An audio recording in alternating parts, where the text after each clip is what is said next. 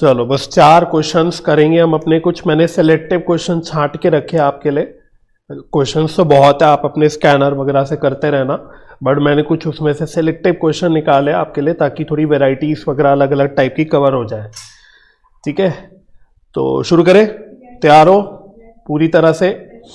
तो आपने cash flow statement देखा है, उसमें आपने 2 मेथड सीखे कैश फ्लो स्टेटमेंट में। एक होता है डायरेक्ट, एक होता है इनडायरेक्ट। ठीक है, और मैंने बोला ही है कि एग्जाम में दोनों में से कुछ भी आता है। और मैंने आपको ये भी बता रखा है डायरेक्ट इनडायरेक्ट मेथड का जो सेग्रीगेशन है वो सिर्फ एक ही एक्टिविटी के लिए, कौन सी?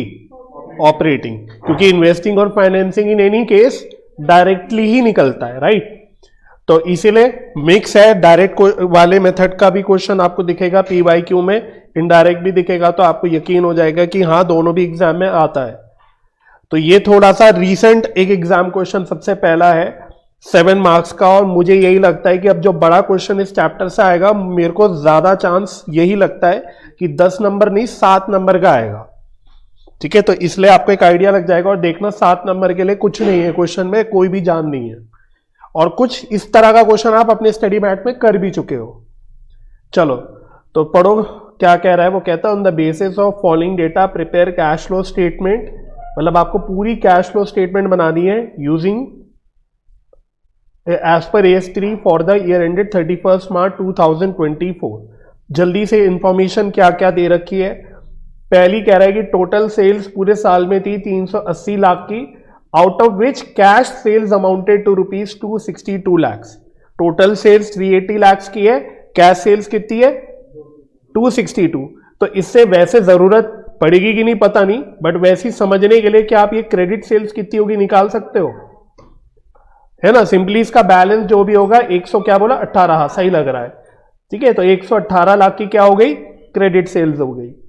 अच्छा, receipts from credit customers during the year total rupees 134 lakhs. Simply मतलब डेटर से ड्यूरिंग द ईयर कितना कैश मिला है?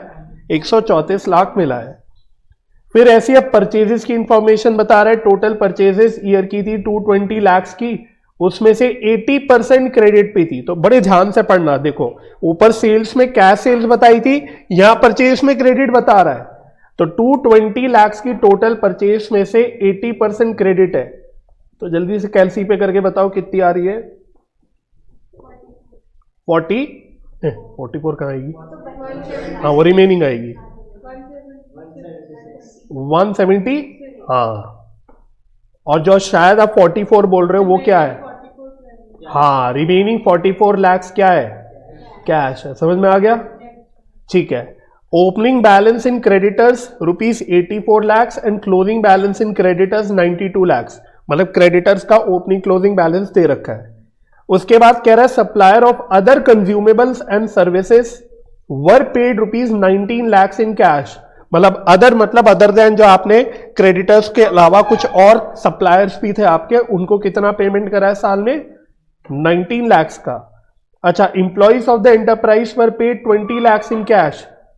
सीधा सीधा ये नहीं बोल सकता था सैलरी पे करी, सीधा सीधा बोलना था सैलरी पे करिए 20 लाख की। ठीक है। अच्छा, फिर fully paid preference shares of face value 32 lakhs were redeemed. तो आपने प्रेफरेंस शेयर्स क्या करें? 32 लैक्स के रिडीम करें। इशूड इक्विटी शेयर्स, हाँ बिल्कुल सही, financing. Issued equity shares of the face value 20 lakhs eight a premium of 20%। Equity shares issue करिए, फाइनेंसिंग है, बिल्कुल सही, बट 20% के प्रीमियम पे करिए, इसका ध्यान रखना। ठीक है। अच्छा, debentures of 20 lakhs eight a premium of 10% were redeemed bye issuing equity shares in lieu of the claims. ये बताओ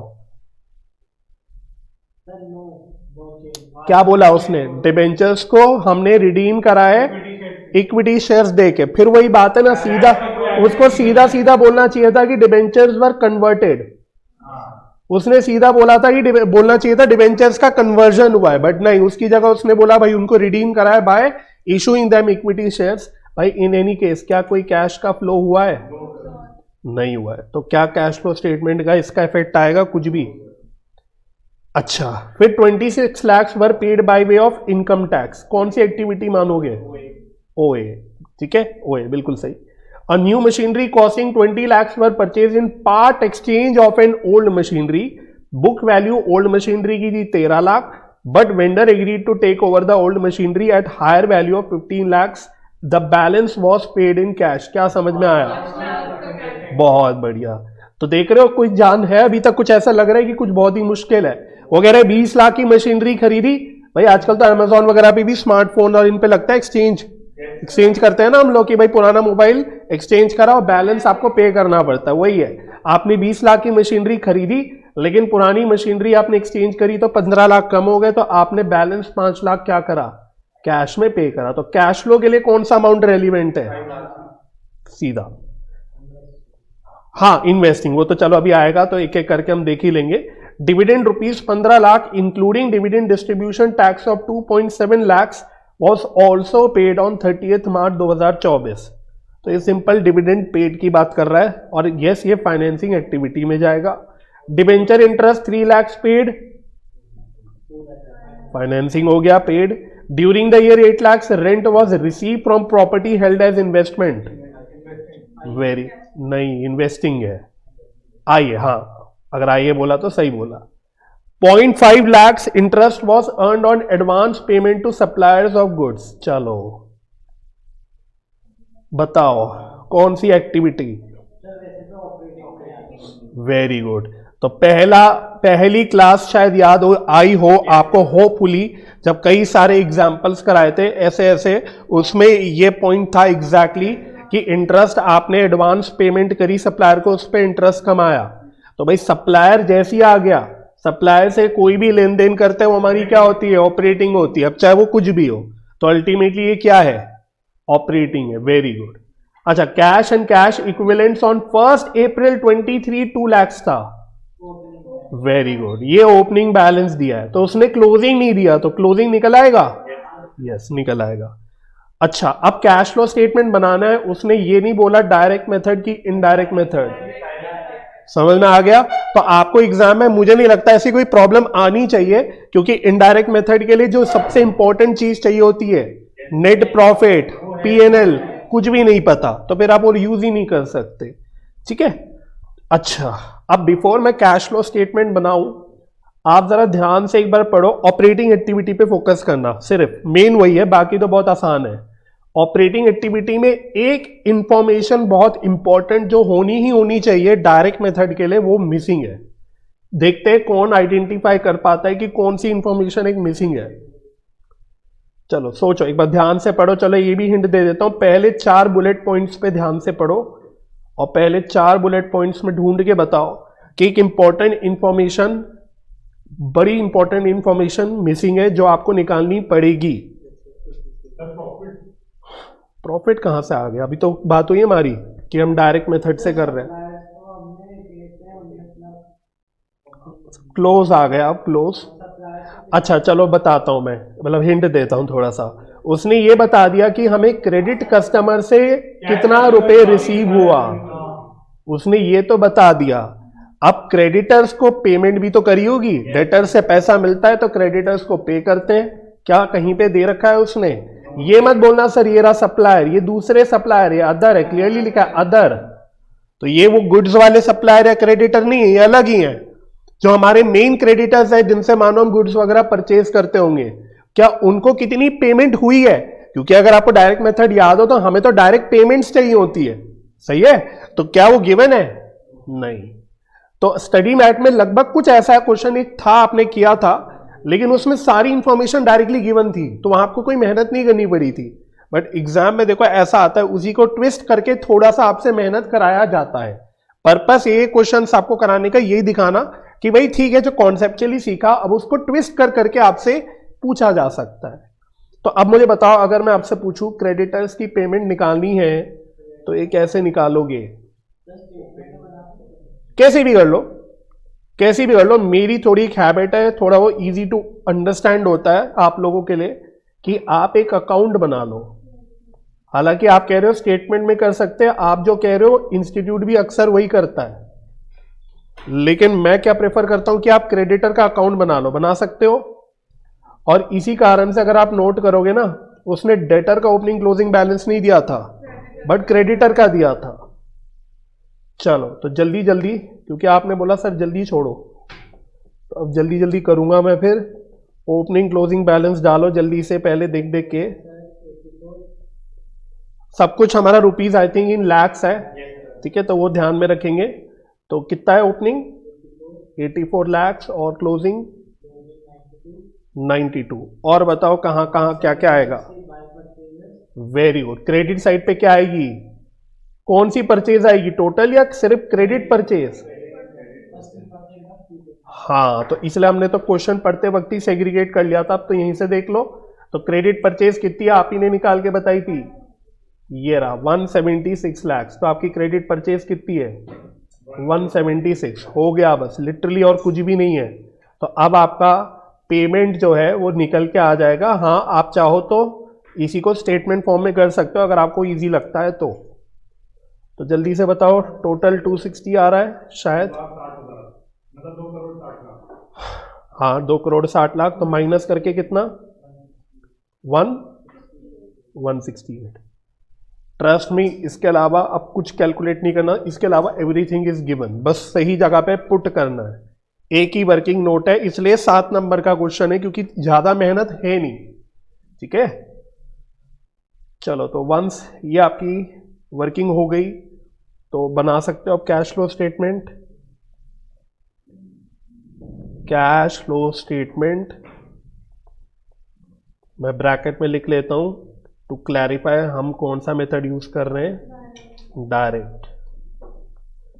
अच्छा, cash flow statement as on लिखोगे या cash flow statement for the year लिखोगे? Profit and loss account as on बनता है कि for the year बनता है? तो मुझे बताओ, इतने सारे बच्चों ने पीएनएल अकाउंट टेस्ट में एज ऑन कैसे बना दिया? कितने बच्चों ने बनाया? सब जानते जिसने बनाया, ठीक है। तो इन बातों का अब तो एटलीस्ट ये इंटर लेवल पे आ गए हो। बैलेंस शीट कम बनती है as on, PNL account for the year, cash flow statement, bank reconciliation statement as on, ठीक है। तो अब इन बातों का मतलब ध्यान रखना है, बहुत बड़ा ब्लंडर है ये अगर आप पीएनएल अकाउंट एज ऑन लिखते हो या balance sheet for the year लिखते हो, ठीक है। तो कैश फ्लो स्टेटमेंट भी ध्यान रखना, कल को ये नहीं होना चाहिए कि आप cash flow statement as on लिख के आ रहे हो। चलो एनीवे, कैश फ्लो में भी लिखना होता है। हाँ और क्या, मैंने मेजॉरिटी क्वेश्चन जितने भी कराए उसमें देखना, मैं दिखा भी सकता हूँ, मैंने लिखा होगा। मेजॉरिटी क्वेश्चंस में मैं लिखता हूँ जब भी मैं कराता हूँ। हाँ रहने दो, अभी ये हैंग कर रहा है, फिर देखो एज एट, फिर वही देखो। चलो anyway, cash flow from operating activity. आओ डायरेक्ट मेथड कर रहे हैं, तो बताओ कैसे आपको सिखाया था। हाँ, पहले सारे इनफ्लोस लिख लो। तो ऑपरेटिंग के सारे इनफ्लोस कौन से थे, बड़े ध्यान से यहां से देख लो, चाहे कहीं से भी देख लो। तो एक तो कैश सेल्स है, वेरी गुड, तो लिखो कैश सेल्स। तो आई थिंक कैश सेल्स तो डायरेक्टली उसने दे दी थी, कितनी थी? 262। चलो आप ही देख देख के बताना, आप ही देख देख के बताओ, 262 लिखो।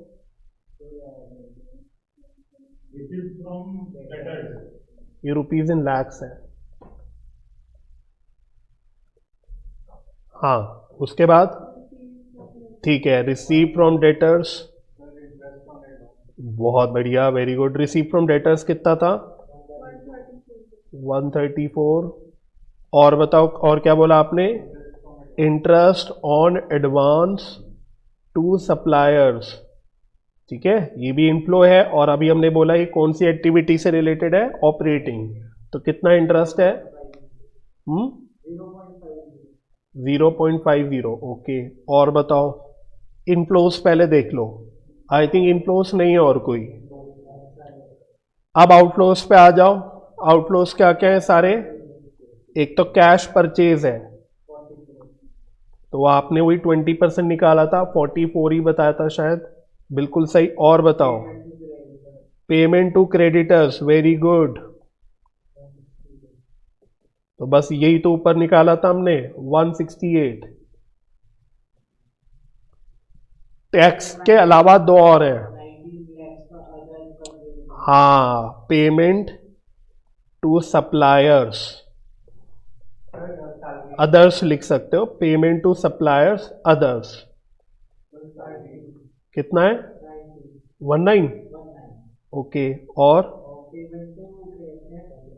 पेमेंट टू एम्प्लॉइज, बिल्कुल सही, सही बोला सभी ने। पेमेंट ऑफ सैलरीज भी लिख सकते हो सीधा सीधा 20। और कोई नहीं। Very good. तो इसका आंसर क्या आ जाता है? Cash generated from operations. जल्दी से कैलसी में निकालो आंसर। 145। क्या माइनस करना बच गया लास्ट में? Very good, tax paid 26। तो इसके अलावा तो मजे की बात है, सभी को डायरेक्ट गिवन है। चलो तो फाइनल आंसर ओके 119.5 लाख है ना। तो फाइनल आंसर आ गया आपका, देखो, net cash flow from operating activity. तो इसका लिटरली 30-40% काम आपको बाकी एक्टिविटीज में करना है, यही मेन था। और वो भी आप देख सकते हो कोई बहुत ज्यादा नहीं था। हाँ, बाकियों में तो कुछ ऐसा होता ही नहीं है, कुछ वर्किंग भी नहीं है, कुछ नहीं है। चलो क्या मैं आगे इन्वेस्टिंग बताओ जल्दी से, क्या क्या था इन्वेस्टिंग में, याद करो। Payment for purchase of machinery थी। Payment for purchase of machinery है ना। आई थिंक 20 की खरीदी थी, ऐसे कुछ था ना। हाँ, 20 की खरीदी थी, 15 का एक्सचेंज करा दिया था, ऐसे ही था। तो अल्टीमेटली हमारा आउटफ्लो कितने का हुआ? 5 लाख का, बिल्कुल सही। और वेरी गुड, रेंट रिसीव्ड था, वेरी गुड। कितना था? 8 लाख था। और मुझे नहीं लगता और कुछ था। आई थिंक इतना ही था इन्वेस्टिंग में, इतना ही था इन्वेस्टिंग में। राइट, तो ये आ गया net cash flow from investing activities 3 lakh. चले CFFA, cash flow from financing activity, याद करो बिना क्वेश्चन देखे कि मेमोरी से कितने याद आ रहे हैं?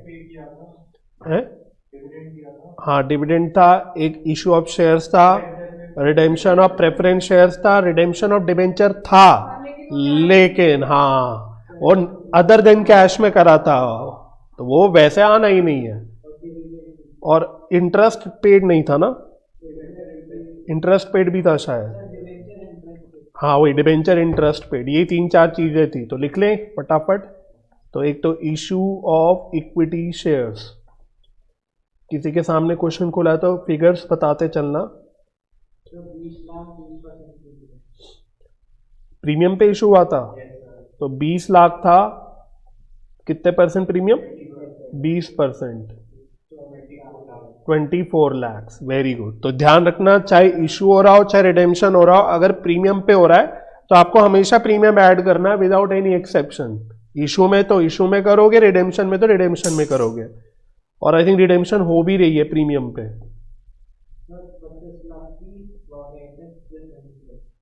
और प्रीमियम पे थे वो? अच्छा, वो नहीं थे क्या? अच्छा, डिबेंचर्स प्रीमियम पे थे शायद। तो ये ऐसे लिख लो अगर, बट हाँ, अगर यहाँ पे प्रेफरेंस शेयर्स भी मानो प्रीमियम पे रिडीम हो रहे होते तो फिर उसमें भी आपको प्रीमियम ऐड करना पड़ता है, इस बात का ध्यान रखना। और क्या बोला था? डिविडेंड पेड, डिविडेंड पेड है, क्या आया था? और ठीक है, अब जबरदस्ती बोला था उसने including dividend distribution tax, DDT लिख दिया शॉर्ट में। तो क्या फर्क पड़ता है भाई, डिविडेंड टैक्स अगर पे करा है तो वो भी फाइनेंसिंग है, तो बस वो भी ऐड करके टोटली लिख दो 15 लाख। तो ये सिर्फ कंफ्यूज करने के लिए लिखा था। और डिबेंचर इंटरेस्ट पेड, तो interest paid on debentures 3 lakh. चलो डन हो गया, फटाफट से इसका भी आंसर निकालो। ये नेगेटिव आ रहा है ना, ठीक है। तो ये हो गया net cash used in financing activity. मुझे याद है शुरुआत में एक स्टूडेंट कह रहा था सर कैश फ्लो स्टेटमेंट मत कराना, आप में से कोई था क्या? हाँ, आप ही बोल रहे थे? आप बोल नहीं वो पीछे वो नहीं बोल रहा था, सौरभ बोल रहा था शायद, आप ही तो अब मुझे बताओ, अब करके लग रहा है ऐसा कि कुछ फालतू में डर रहा था, मतलब अभी भी लग रहा है आपको? चलो 1 + 2 + 3 करो।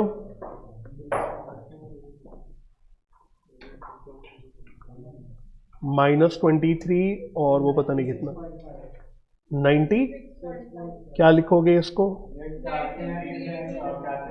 Net increase in cash and cash equivalents, फिर ऐड ओपनिंग, तो cash and cash equivalents at beginning 2 lakh, 2 lakh था, तो क्लोजिंग कितना आ गया? तो आप देख सकते हो ये क्वेश्चन 7 नंबर का था। हाँ, मतलब मेरा तो यही है कि मेरे हिसाब से, मेरे हिसाब से बिल्कुल ठीक है, 7 नंबर के लिए कोई ऐसी दिक्कत नहीं है, मतलब फ्री के 7 नंबर है,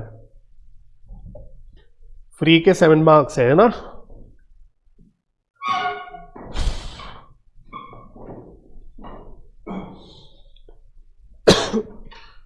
चले, डन हो गया सबका, कोई पीछे तो नहीं रहा?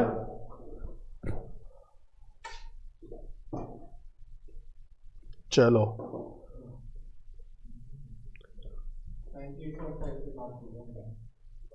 तो यहां से मैच कर सकते हो, सब बराबर एकदम मैच करा होगा।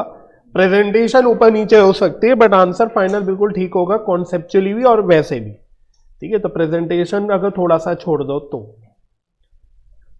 चलो, अब थोड़े बड़े, इससे ज्यादा बड़े क्वेश्चन आते नहीं, मैक्स टू मैक्स मतलब 10 नंबर का ही क्वेश्चन आता है कैश फ्लो का, उससे बड़ा नहीं आता।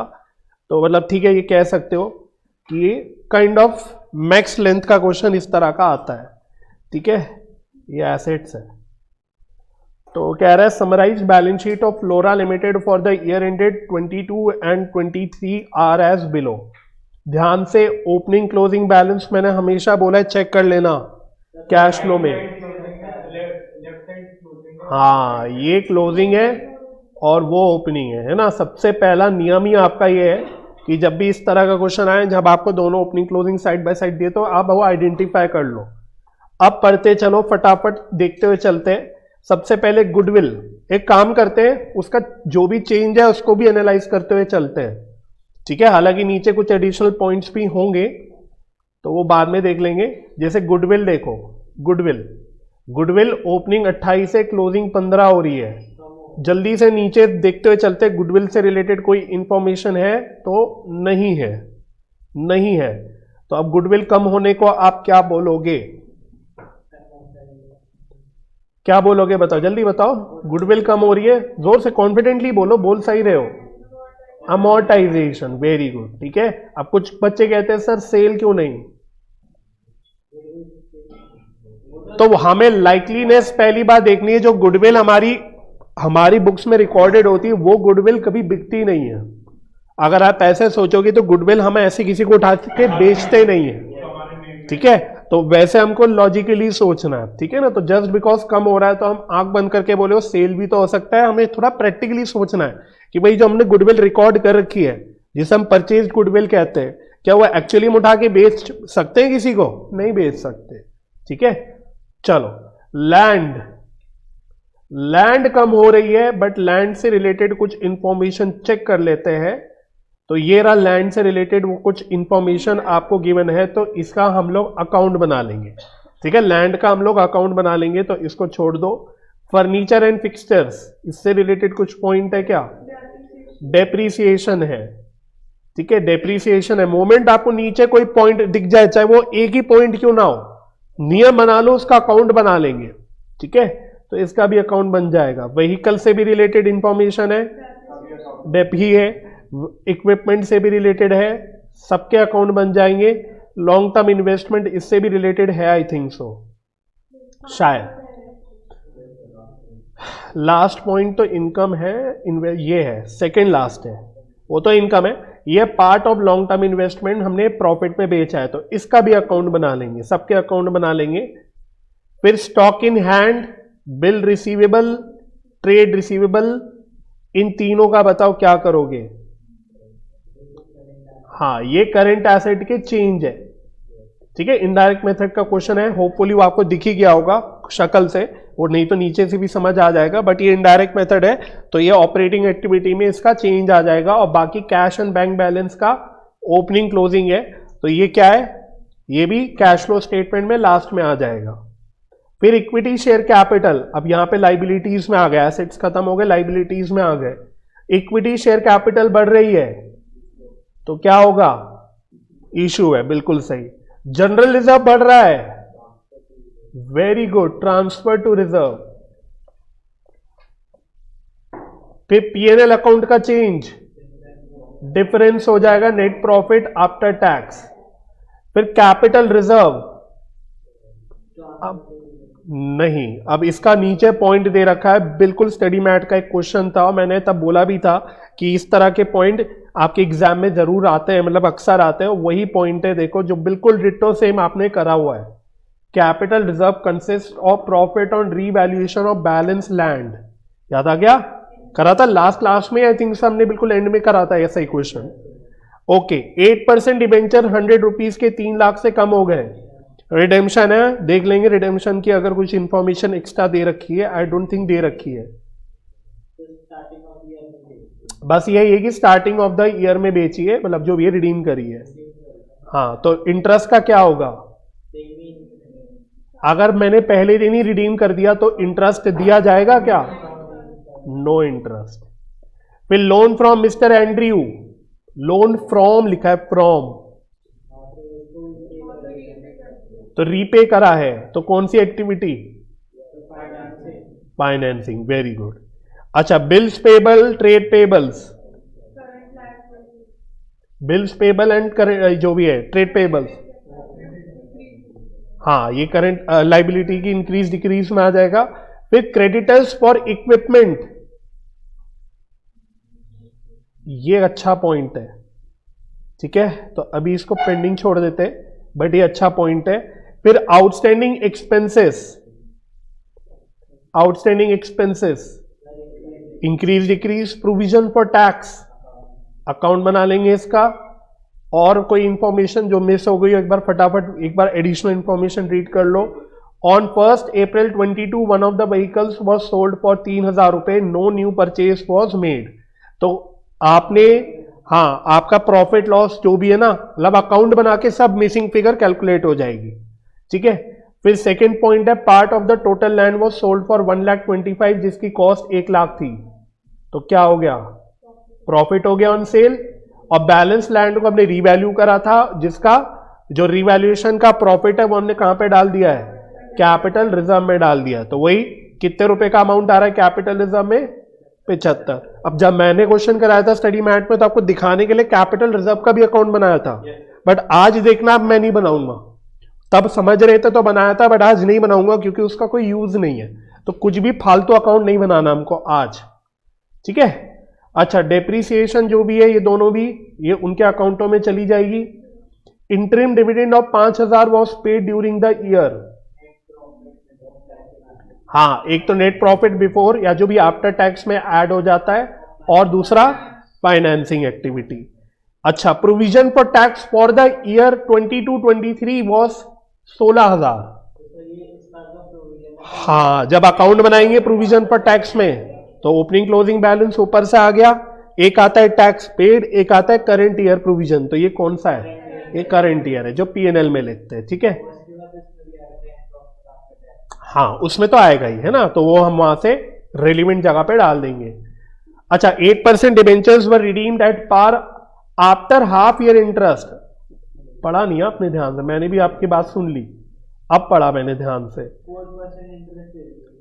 हालांकि ऐसे कोई बहुत बड़ा ब्लंडर नहीं हुआ है, कोई दिक्कत नहीं। आपने डिबेंचर आधे साल बाद खत्म करा या जो भी रिडीम करा, तो ऑफ कोर्स जब हाफ ईयर रहा डिबेंचर तो उस पर हाफ ईयर का इंटरेस्ट पे करा। तो ये थोड़ा सा हमारा गलत एनालिसिस हो गया, नो इंटरेस्ट, नो को काट देता हूं और इंटरेस्ट फॉर क्या लिख दूं, 6 मंथ्स लिख दूं, हाँ 4%, आधे महीने का, आधे साल का, सॉरी, ठीक है।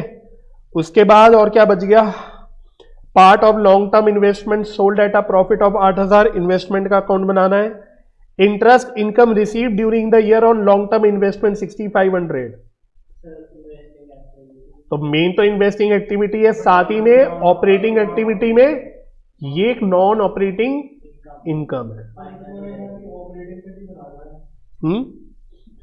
अब वो क्वेश्चन में मांग क्या रहा है, you are required to prepare cash flow statement from operating activities. Okay, वो सिर्फ और लिख भी रहा है साफ साफ इनडायरेक्ट मेथड, लेकिन कैसा हो, अगर हम ऑपरेटिंग कर ही रहे हैं तो इन्वेस्टिंग फाइनेंसिंग में टाइम ही कितना लगेगा। पूरा कंप्लीट क्वेश्चन है, आप चाहो तो इसमें पूरा बना सकते हो। तो आई वुड, मतलब मैं चाहूंगा कि हम इसमें पूरा ही कैश फ्लो स्टेटमेंट बना ले, प्रैक्टिस ही तो हो जाएगी, एग्जाम में जो मांगेगा उतना ही करना।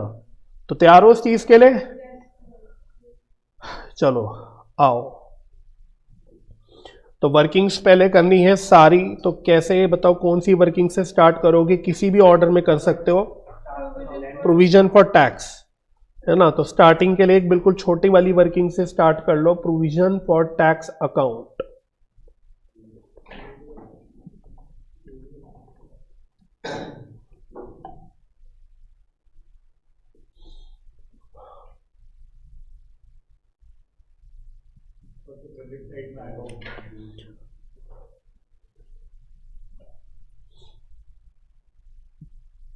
चलो तो by balance BD to balance CD,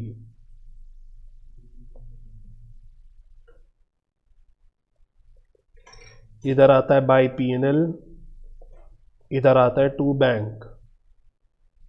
तो दिस ये हमारा बैलेंसिंग फिगर निकलेगा। वो राइट वाला ओपनिंग है, लेफ्ट उसे आपसे बता रहे हो ना, तो 11, ये 16,000, ये अच्छा ये बता रहे थे क्या, ये कितना है, 16 है, ये 16 है, और ये कितना है, 18 है, क्लोजिंग 18 है। तो जल्दी से टू बैंक कितना आ गया, 27, हाँ 9,000, ठीक है। तो टैक्स पेड कितना आ गया, 9,000। अगला अकाउंट किसका बनाओगे, जो जो आप बोलोगे। इन्वेस्टमेंट का बनाना है, किसी भी ऑर्डर में बना सकते हो, ठीक है ना, इसलिए मैं आप ही से पूछ पूछ के बना रहा हूं। इन्वेस्टमेंट अकाउंट,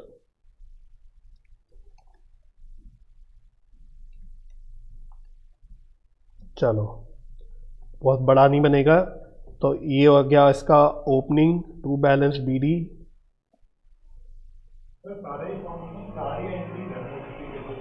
हाँ छोटे छोटे ही है ना, ज़्यादा कुछ है नहीं। चलो तो जल्दी से बताओ, इन्वेस्टमेंट का ओपनिंग क्लोजिंग बैलेंस कितना है। 1,10 ओपनिंग है, 60,000 क्लोजिंग है। क्या बोला था उसने, इंफॉर्मेशन क्या दी थी, सेकंड लास्ट तो बताओ कहाँ कैसे डालूं, और मिसिंग फिगर क्या निकलेगी, क्या यहाँ पे आ जाएगा प्रॉफिट टू पीएनएल। तो मिसिंग फिगर किस चीज की निकलेगी, सेल की, है ना, ये सेल की मिसिंग फिगर निकल आएगी 58।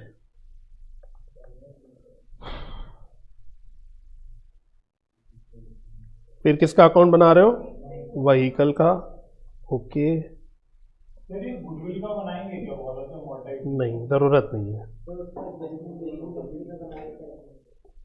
हाँ वही ना, पॉइंट ये कि जिसकी एडिशनल इंफॉर्मेशन दे रखी हो नीचे, है ना, उनके अकाउंट मेन बनाने हैं।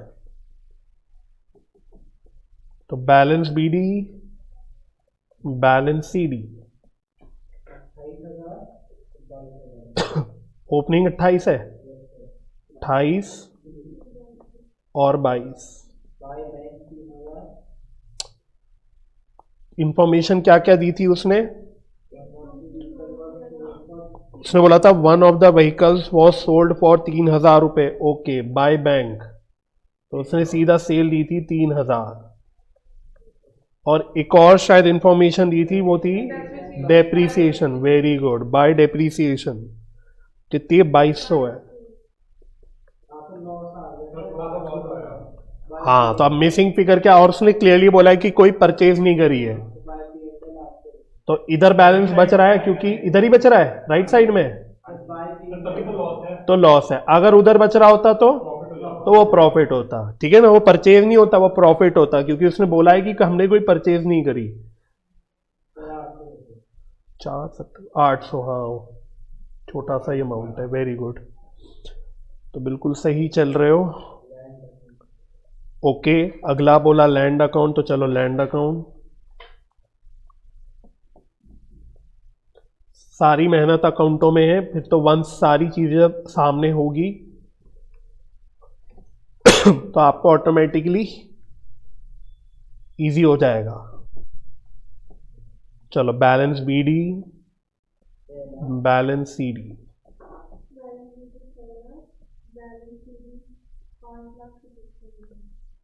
6 लाख और 5 लाख 575। क्या क्या लैंड से रिलेटेड इंफॉर्मेशन बोला था,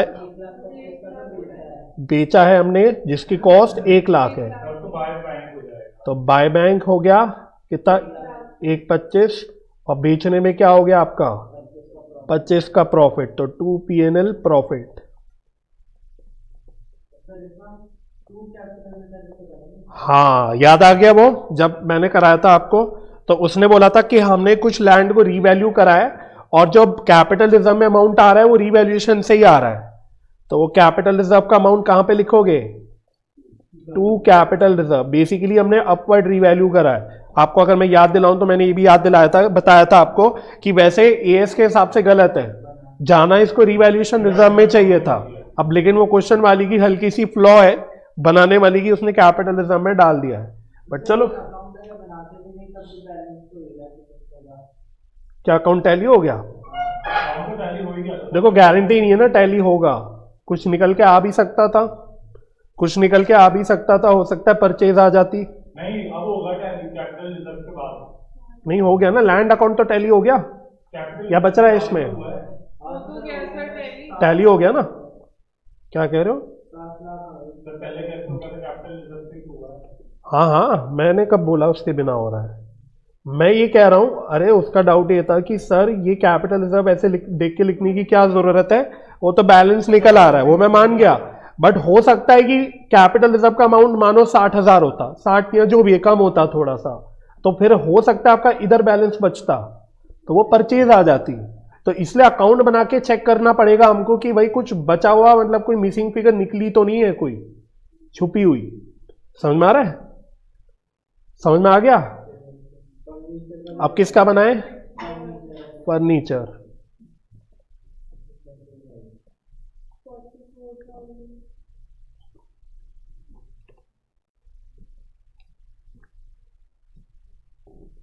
बैलेंस बीडी, बैलेंस सीडी,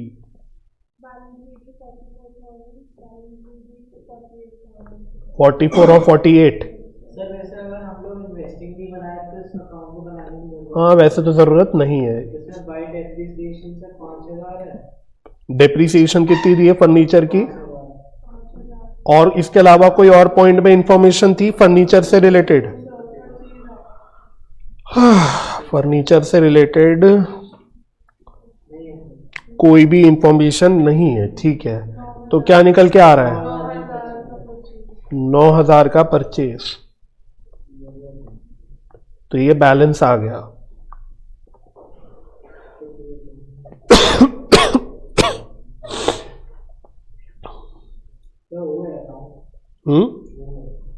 हो गए सारे, हो गए, एक इक्विपमेंट भी तो है या नहीं है, तो इक्विपमेंट के लिए तो कोई इंफॉर्मेशन नहीं मिली ना, इंफॉर्मेशन नहीं है तो अच्छा इसमें यहाँ पर इसमें हम वो कर दें, इसमें डायरेक्ट 21,000 की चलो एक बार बनाना इक्विपमेंट का अकाउंट, ओपनिंग फिगर है नहीं, क्योंकि एक इंफॉर्मेशन वैसे ऑपरेटिंग में रेलिवेंस नहीं आएगा इसका, लेकिन एक इंफॉर्मेशन उसने दी है। चलो पहले इक्विपमेंट अकाउंट का ओपनिंग क्लोजिंग बैलेंस बताओ कितना है, सर ओपनिंग मिल है क्लोजिंग 21 है, 2 बैलेंस बीडी निल, बैलेंस ईडी 21,000, ठीक है 21 ठीक है। तो बैलेंस किधर बच रहा है? साइड इधर बच रहा है, तो क्या लिखोगे इसको? टू बैंक, ठीक है, ये इन्वेस्टिंग में जाएगा। ये इन्वेस्टिंग में जाएगा। अब जरा देखो कहानी में ट्विस्ट, कहानी में ट्विस्ट ये है, अच्छा पॉइंट डाला लेकिन पूछा ही नहीं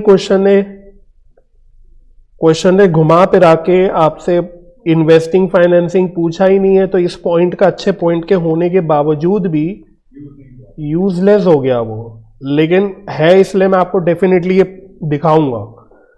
अब मुझे बताओ, क्रेडिटर फॉर इक्विपमेंट नामक एक लाइबिलिटी दे रखी है आपको। अच्छा, क्रेडिटर फॉर इक्विपमेंट नाम ये पढ़ के क्या समझ में आ रही? क्रेडिटर किसके हैं? इक्विपमेंट के, क्लियर है। अच्छा, लाइबिलिटी है तो पहले तो ओपनिंग क्लोजिंग बैलेंस डालो। बैलेंस बीडी कितना है? नील। बैलेंस सीडी कितना है? 10,500। तो मुझे बताओ इस अकाउंट को कैसे क्लोज करूं? सर पेमेंट भी करी होगी ना कुछ? तो इसमें यहाँ पे कैसे कर सकते हैं कि हम बाय इक्विपमेंट 21,000 हाँ, और टू ट्रैक तो भाई इसका मतलब क्या है? अगर आप ध्यान से देखो, इक्विपमेंट स्टार्टिंग में नहीं थी, इसी साल खरीदी सारी। ऐसी क्रेडिटर फॉर इक्विपमेंट स्टार्टिंग में नहीं थे और क्लोजिंग में इसी साल बढ़े। तो इससे क्लियर कट क्या समझ में आ रहा है आपको? जो बड़े नहीं वो पेमेंट हुई है। पेमेंट नहीं हुई है मेरे भाई, पेमेंट नहीं हुई है। इट मींस कि हमने 21,000 की इक्विपमेंट खरीदी, उसमें से हो सकता है 50% अभी हमने पेमेंट करी ही नहीं हो, बाकी 50 तो कर दी ना। बाकी कर दी। तो अब यहां पे मैं क्या लिखूंगा? Bye equipment. अब मोमेंट मैंने यहां बाय इक्विपमेंट 10,500 लिखा, अब ऊपर मुझे हल्का सा चेंज करना पड़ेगा। बताओ क्या? या हमने टू बैंक 21 लिखा था, ये गलत हो गया। यहां पे हमें लिखना पड़ेगा टू क्रेडिटर 10,500 और रिमेनिंग 10,500 आपने इसका मतलब क्या करी है? पेमेंट करी है। तो आपको इन्वेस्टिंग एक्टिविटी में तो एक्चुअली सिर्फ पेमेंट दिखानी है जितनी आपने कैश में खरीदा है। तो इन्वेस्टिंग अकाउंट एक्टिविटी में कौन सा अमाउंट जाएगा? 10,500। छोटा सा पॉइंट है, ऐसा बहुत कोई हाई फाई पॉइंट नहीं है वैसे, बट छोटा सा है, अच्छा पॉइंट। तो समझ में आया ये वाला पॉइंट कि नहीं आया? सिंपल मतलब क्या हुआ? इट सिंपली मीन्स कि आपने ड्यूरिंग द ईयर 21,000 की मशीनरी खरीदी या जो भी है, सॉरी, इक्विपमेंट खरीदा, उसमें से आपने आधी पेमेंट करी 10,500 की, रिमेनिंग आधी आपने उधारी पे छोड़ दिया। आपने टोटल तो 21 खरीदी, लेकिन जब कैश फ्लो हम लोग बना रहे तो उसमें तो हमें सिर्फ क्या लेना है? कैश वाला पार्ट लेना है। तो वो क्या लोगे? 10,500। समझ में आया? तो वही है, पॉइंट तो अच्छा था लेकिन उसका कुछ रेलिवेंस पूछा ही नहीं क्वेश्चन में ओरिजिनली। तो ये छठा अकाउंट था। तो ये वाला छोटा सा पॉइंट क्लियर हो गया सभी को। तो अब आई थिंक सो और कोई अकाउंट बचा है या अब सारे हो गए? हो गए सारे। तो आओ फिर शुरू करें। कैश फ्लो स्टेटमेंट, वही फॉर द ईयर वगैरह, इनडायरेक्ट मेथड है। पूरा ही बनाते हैं, देखते हैं कि हम पूरा खुद बनाते हैं तो कैसे मैच कर रहा है कि नहीं कर रहा है, क्या हो रहा है। मुझे भी नहीं पता मैच करेगा कि कैसे करेगा। चलो, हाँ, तो सबसे पहले ऑपरेटिंग से स्टार्ट कर रहे हैं। इनडायरेक्ट मेथड है, याद रखना P&L का डिफरेंस। तो नेट प्रॉफिट,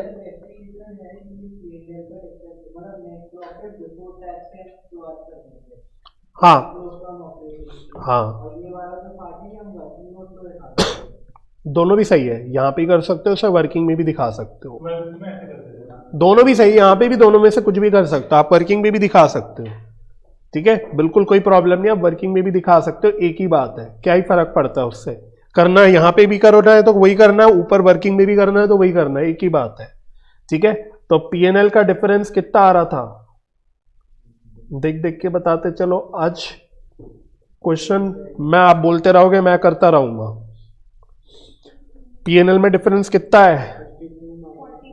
93,000 माइनस 52, 41। तो ये तो फाइनल नेट प्रॉफिट है आफ्टर टैक्स एंड डिविडेंड। इसमें क्या क्या ऐड करना है? एक तो इंटरिम डिविडेंड है, एक चीज और थी, हाँ, एक ट्रांसफर टू रिजर्व भी था। ये दोनों एप्रोप्रिएशंस हो गई, और एक आपका टैक्स था, प्रोविजन फॉर टैक्स। तो इधर उधर से ढूंढ ढांड के बताते चलो सब फिगर्स। इंटरिम डिविडेंड कितनी है? 8,000। रिजर्व कितने से बढ़ा था? अच्छा, ये 16 है, ओके। रिजर्व कितने से बढ़ा था? 30 से बढ़ा था, जनरल रिजर्व। ठीक है, जनरल रिजर्व देखना। तो जनरल रिजर्व में 90,000 क्लोजिंग बैलेंस है, 60 का ओपनिंग था, तो 30,000 से बढ़ा। और कुछ तो नहीं था ना? तो ये आ गया जो आप कह रहे थे, 90 कितना रहे? 5। तो this is your net profit before tax and extraordinary item. हालांकि एंड एक्स्ट्रा ऑर्डिनरी आइटम अगर है ही नहीं तो वो लिखने की ऐसा कोई जरूरत होती नहीं है। चलो, ये हो गया। आराम आराम से चलना, जरा सा हड़बड़ी मचाओगे तो कुछ ना कुछ पक्का छूटेगा। Non cash and non operating expense. तो डेप्रीसिएशन डाल देते, वो क्वेश्चन में गिवन थी, वहीं से देख के डाल दो। टोटल कर दो, 5,000 फर्नीचर की थी और 2200 आई थिंक सो व्हीकल की थी। 7200। और क्या क्या है? Very good. 6 महीने का, आधे साल का इंटरेस्ट ऑन डिबेंचर है। अरे वाह, अरे हाँ सर, डेप्रीसिएशन लिखा तो अमोर्टाइजेशन कैसे भूल गए। चलो 1 बाय 1 दोनों भी बता दो मुझे। कैलकुलेशन खुद ही करके बता लोगे। 3 लाख का डिबेंचर है शायद, हाँ, इसका सीधा 4% कर लो, तो ये तो 12 आ गया। और गुडविल कितने से कम हुई थी? 13 से। बहुत बढ़िया। और ढूंढो। लॉस ऑन सेल है क्या कोई? कहीं थी, हाँ, छोटी सी। किस चीज की थी? कितनी? 800 की थी। और कुछ लॉस वॉस?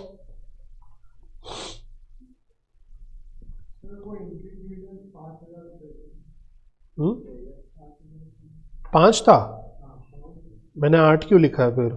किसी ने 8 नहीं बोला था मुझे।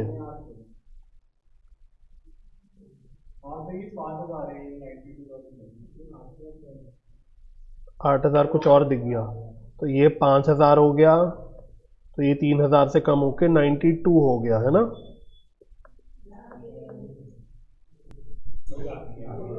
चलो, होता रहता है, कोई बात नहीं। यहां पे आओ, कोई एक्सपेंस मिस तो नहीं हो गया? आई थिंक सो, कोई एक्सपेंस मिस तो नहीं हुआ है। लिस्ट करके आ जाते हैं, non operating incomes, amortisation of goodwill, पूरा लिखना चाहिए। तो एक क्या क्या याद आ रहा है? एक तो प्रॉफिट वगैरह है on sale, profit on sale of investment है एक तो। ये कितना है? 8 है, ओके। और लैंड वैंड बेचा था क्या? मैं यहां से एक बार चेक कर लेता हूँ, प्रॉफिट किस किस में। यहां तो नहीं था। इन्वेस्टमेंट का 8,000 का प्रॉफिट हो गया, इसका 800 का लॉस हो गया, लैंड में प्रॉफिट हो गया 25 का, सही है। तो profit on sale of land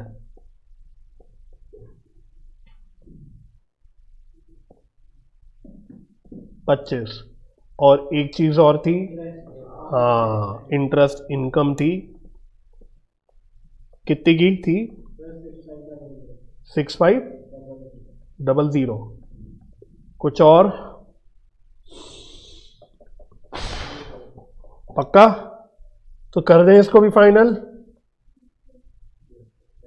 जल्दी से निकालो इसको, प्लस माइनस करके फाइनल कितना आ रहा है? फाइनल गलत हो गया, मतलब वैसे कितना आ रहा है प्लस माइनस करके?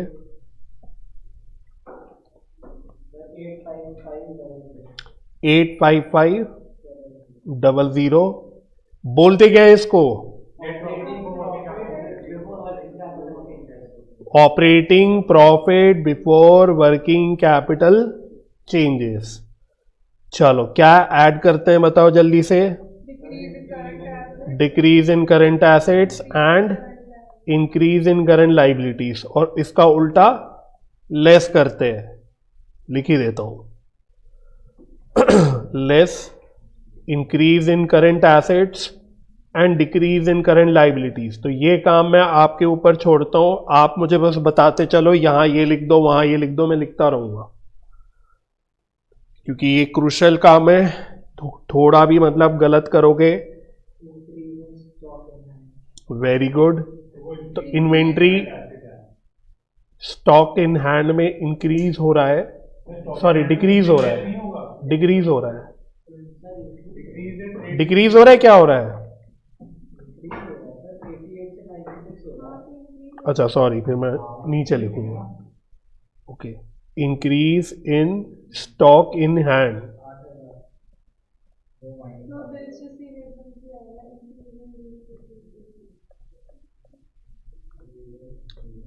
ट्रेड रिसीवेबल में डिक्रीज है और इंक्रीज पेबल में है। रिसीवेबल में डिक्रीज है। वन बाय वन में कंफ्यूज हो रहा हूँ, वैसे अलग अलग बता रहे हो तो मुझे वन बाय वन बताओ। स्टॉक हो गया, ऑर्डर में देख के बता दो। ये तो हो गया, ये काट दिया मैंने। बिल्स रिसीवेबल भी इंक्रीज हो रहे हैं तो ये भी लेस होंगे।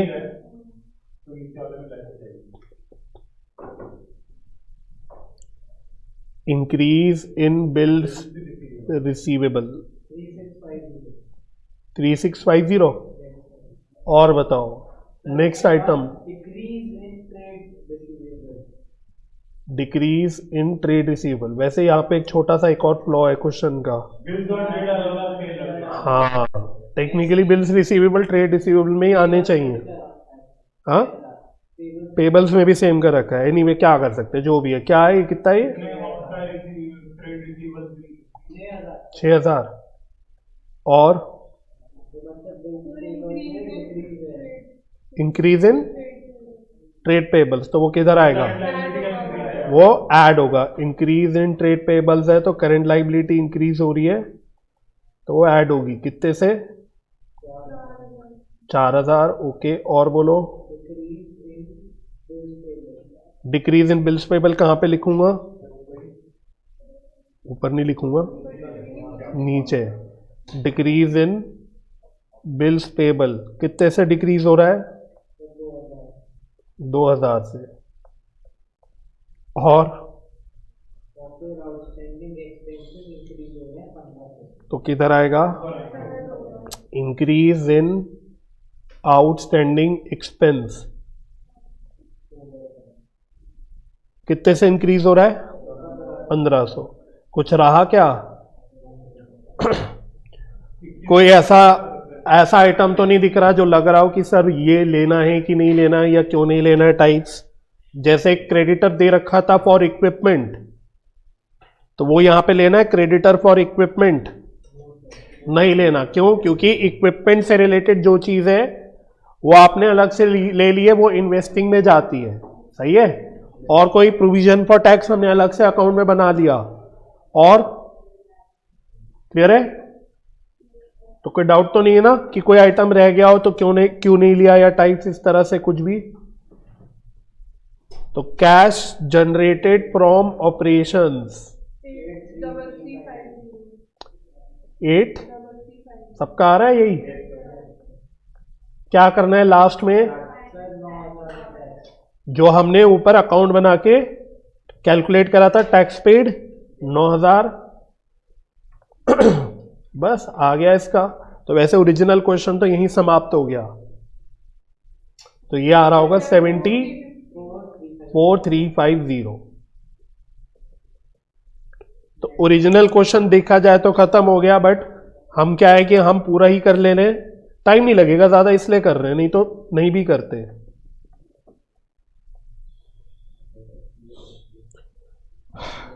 चलो, cash flow from investing activity, क्योंकि इंपॉर्टेंट है कि हमें आता है कि नहीं आता है।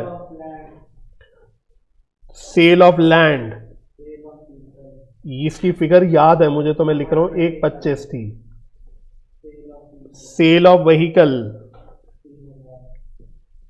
3,000। Sale of investment sale of investment,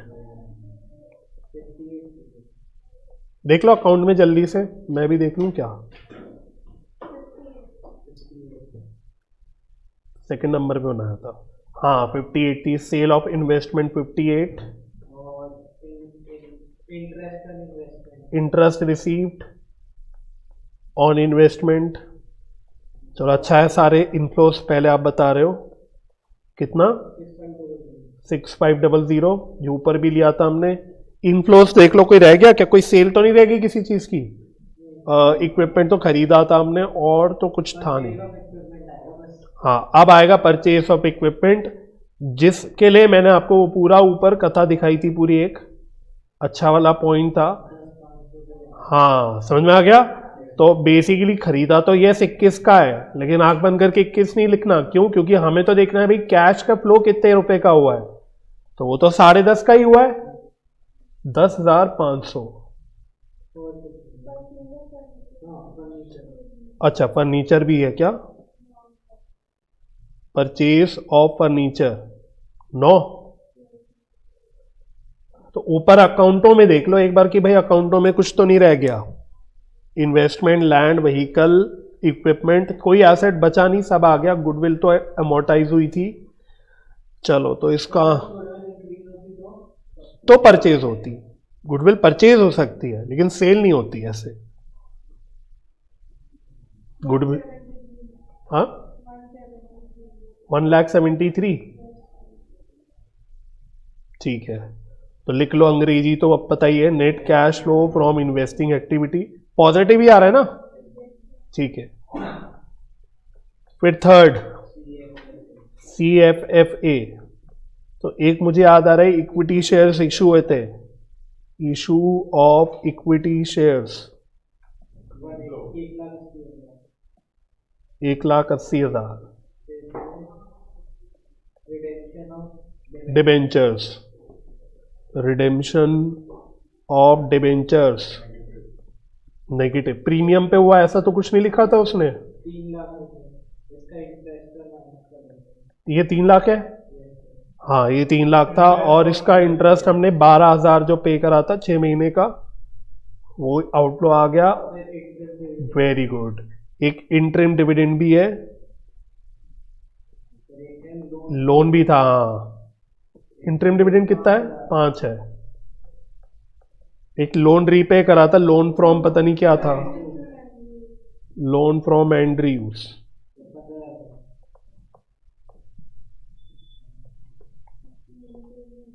15। कुछ रहा तो नहीं? प्रेफरेंस शेयर्स वगैरह तो नहीं थी इसमें?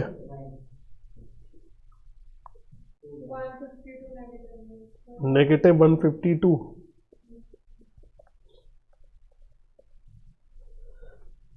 चलो, net cash used in financing activity, बस। तो अब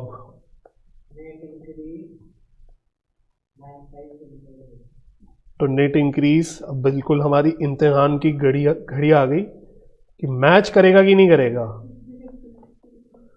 नेट इंक्रीज कितना बोला, फिर से बोलना। 95 95 350 कर गया। Opening cash and cash equivalent कितना है? 34,500। तो ऐड करके आ गया 129,850। यही आ रहा है? चलो बढ़िया।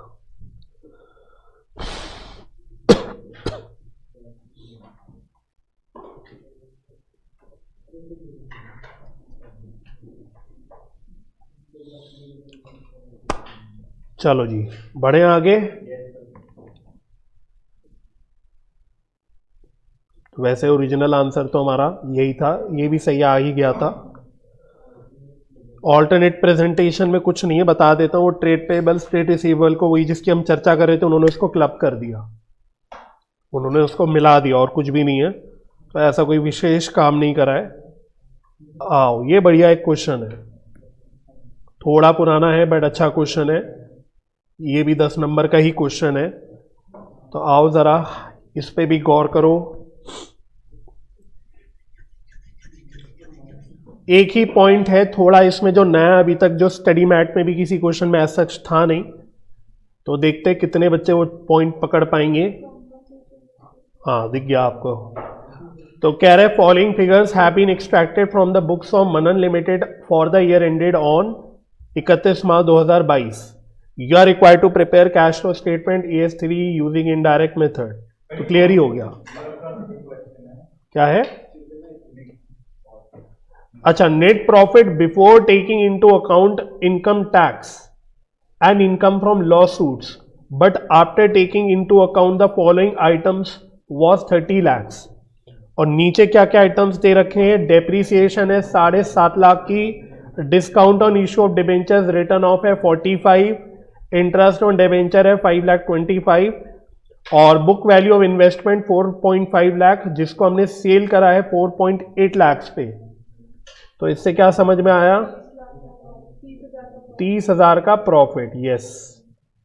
इंटरेस्ट रिसीव्ड ऑन इन्वेस्टमेंट है 90,000। तो देखा जाए तो इसके अंदर सारे आपके non cash non operating items हैं जो हम ऐड लेस करते हैं। जो इंपॉर्टेंट चीज है जो आपने पकड़ी ली थी वो ये वाली है, second point, compensation received 1,35,000 for by the company in a suit filed. ये क्या है? बेसिकली लॉ सेटलमेंट में हमें मिल गया है compensation। ये है आपका एक्स्ट्रा ऑर्डिनरी आइटम। ठीक है, ये आपका है extra ordinary item. Income tax paid बता दिया 15,75,000 का। क्वेश्चन दिखने में बड़ा है, ट्रस्ट में कुछ है नहीं इस क्वेश्चन में। ट्रस्ट मी व्हेन आई से इस क्वेश्चन में कुछ नहीं है।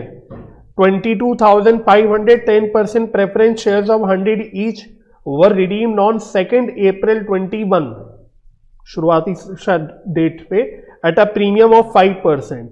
तो हमने प्रेफरेंस शेयर्स भी रिडीम करे, वो भी प्रीमियम पे रिडीम करे। ठीक है।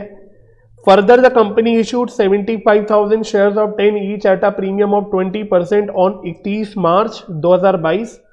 Out of 75,000 equity shares 25,000 equity shares were issued to a supplier of machinery. क्या समझ में आया? वो कह रहा है टोटल 75,000 शेयर्स हमने इशू करे हैं, लेकिन इसमें से 25,000 तो हमने इशू करे हैं कोई वेंडर को, कोई सप्लायर को जिससे हमने मशीनरी खरीदी। तो कैश में कितने इशू करे आपने? 50,000। तो जब कैश फ्लो स्टेटमेंट में उठाओगे तो कैश फ्लो के लिए कितने शेयर्स आप पकड़ोगे? समझ में आ गया? दिख रहा है आपको? हर क्वेश्चन में कुछ ना कुछ छुटपुट पॉइंट है आपके जो ध्यान रखने आपको। अच्छा, anyway dividend for 2021 on preference shares were paid at the time of redemption. तो यहां पे उसने प्रेफरेंस शेयर्स की डिविडेंड का पॉइंट एकदम क्लियर कट बता दिया कि ये जो आपने ऊपर 22,500 प्रेफरेंस शेयर्स रिडीम नहीं करे थे, इस पे आपने डिविडेंड भी पे कर दिया। इसी तरह से dividend on equity shares paid on 31 January for the year 2020-21 7.5 lakhs and interim dividend paid 2.5 lakhs। सभी तरह के डिविडेंड आ गए इसमें। इक्विटी शेयर्स के इंटरिम डिविडेंड आ गए, फाइनल डिविडेंड आ गया और प्रेफरेंस शेयर्स का भी डिविडेंड आ गया। ठीक है। अच्छा, फिर कह रहा है land was purchased on 2 April for 3 lakhs for which the company issued 22,000 equity shares of 10 each at a premium of 20% to the land owner and balance in cash as consideration. डरना नहीं है, सीधा बताओ कि आपने टोटल लैंड 3 लाख रुपए की खरीदी, इसके लिए आपने 22,000 इक्विटी शेयर्स इशू करे। तो आपने 22,000 इक्विटी शेयर्स इशू करे 10%, सॉरी कितने, 20% प्रीमियम पे। तो 20% प्रीमियम वैसे बनता कितना है? हाँ, 2 रुपए बनता है ना। तो टोटल कितना हो गया? 12 रुपए। तो 22,000 शेयर्स आपने 12 रुपए पे इशू करे, तो एक बार देखना कितना बन रहा है? 2,64,000। तो आपने कैश में कितना पे करा होगा? 36,000। आपने कैश में कितना पे करा होगा? 36,000 समझ आ गया। अच्छा, current assets and current liabilities in the beginning and at end of the years were as follows. Opening closing balance बताओ। ओपनिंग राइट साइड हाँ, ये ओपनिंग है, ये क्या है, हमारी गेम खेलते रहते हैं थोड़ी देर पहले, इसलिए तो मैंने आपको पहले ही सतर्क करके रखा हुआ है। तो ये सारे current assets and current liabilities नीचे भी जा रहे हैं क्या? नहीं, इतना ही है बस।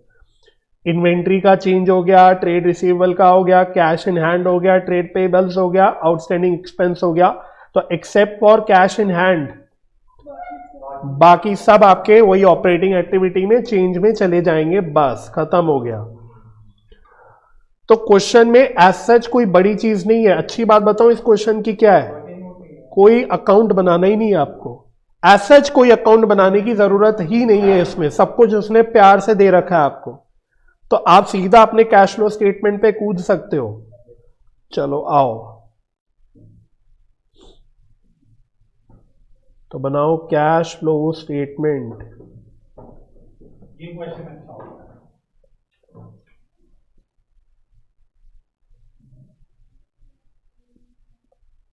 चलो तो फास्ट करते हैं थोड़ा सा। Cash flow from operating activity. चलो, cash flow from operating activity हमें स्टार्ट करना होता है net profit before tax and extraordinary item. अच्छी बात यह है क्वेश्चन में ये भी आपको डायरेक्ट दे रखा है, अगर आपने ध्यान से पढ़ा हो। नहीं, उसने खुद ही बोला है नेट प्रॉफिट बिफोर, जो है ये बिफोर टैक्स है और इनकम फ्रॉम लॉ सूट्स है, यानी बिफोर टैक्स हो गया and before extraordinary item हो गया। यही तो चाहिए होता है आपको स्टार्टिंग में, net profit before tax and extraordinary item.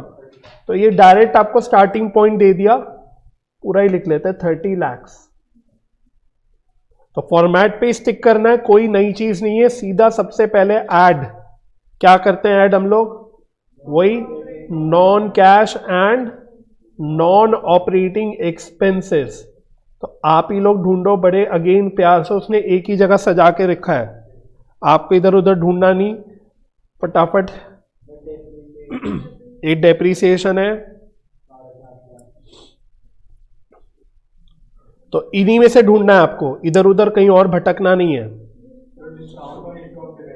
तो डेप्रीसिएशन ये ऐड होगा, discount on issue of debentures return of ये ऐड होगा, इंटरेस्ट ऑन डिबेंचर्स ये ऐड होगा, और ये दोनों चीजें माइनस होंगी। बस हो गया।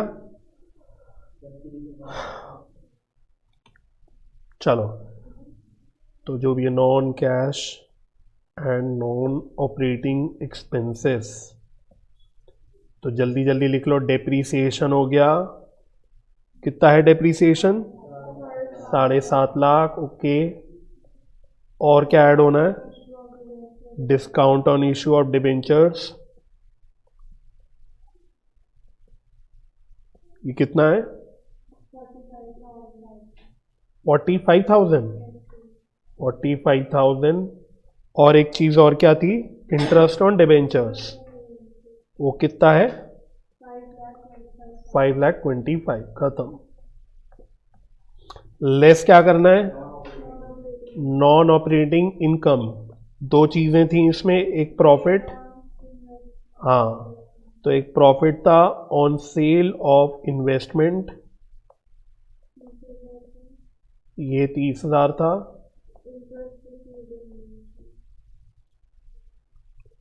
और इंटरेस्ट रिसीव्ड। कौन सा प्रीमियम, ये इंटरेस्ट कितना है पहले ये बता दो। 90 है।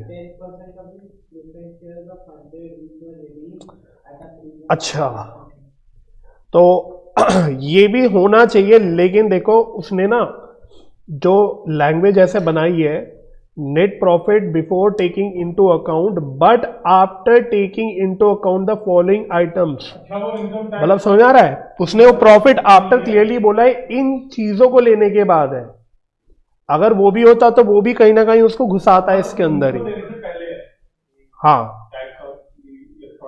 हाँ, उनसे पहले, लेकिन इनके बाद है। तो अब आप कुछ भी मान लो, हो सकता है प्रेफरेंस शेयर्स का जो भी है, या तो वो आपने पीएनएल से राइट ऑफ ही नहीं करा होगा, क्योंकि प्रीमियम जरूरी नहीं है कि पीएनएल से राइट ऑफ होता है, वो रिजर्व से भी राइट ऑफ हो सकता है। तो आपका पॉइंट ये है कि भाई आपको तो वही चीजें लेनी है जो पीएनएल में गई थी। सुन रहे हो, आप ही के लिए बता रहा हूं, आप उधर देख के बात कर रहे हो। क्या बोल रहा हूं मैं, सुना आपने भाई? इसमें क्या कहते हैं, ये सब आइटम लेनी है। देखो प्रीमियम पीएनएल से राइट ऑफ हुआ है तो वो यहां पे आएगा, लेकिन अगर मानो पीएनएल से ना राइट ऑफ करके आपने जनरल रिजर्व से कराओ तो थोड़ी ना आएगा, क्योंकि आप तो सिर्फ पीएनएल वाली चीजें लेते हो। नेट प्रॉफिट भाई कहां पे निकलता है? पीएनएल अकाउंट के अंदर निकलता है ना, तो आप सिर्फ वो चीजें लेते हो।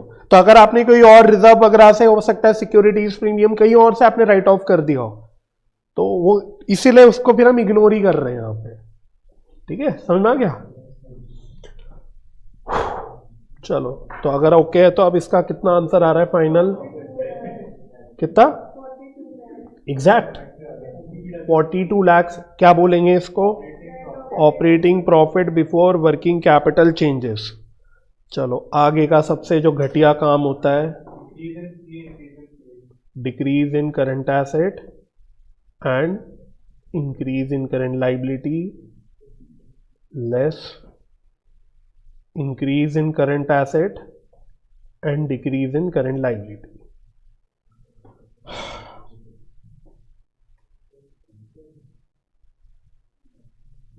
तो पहले लेस में आएगा इन्वेंटरी। हाँ, ऑर्डर में चलते रहो, उसको प्लेस करते रहना जैसे पिछले क्वेश्चन में करा था। चलो, तो पहला आइटम मैं भी देखता हुआ चल रहा हूं। इन्वेंट्री आपकी क्या हो रही है? इंक्रीज हो रही है। हाँ, इंक्रीज हो रही है तो वो लेस में आएगी। चलूं आगे? हो गया। इंक्रीज इन इन्वेंट्री कितने से इंक्रीज हो रही है?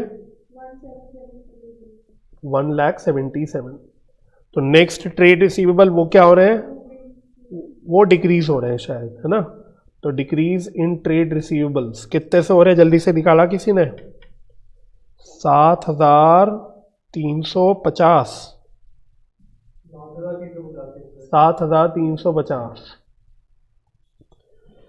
कैश इन हैंड आना नहीं है। ट्रेड पेबल्स जरा से अमाउंट से इंक्रीज हो रहे हैं। इंक्रीज इन ट्रेड पेबल्स ये भी यहीं पे आएगा 450।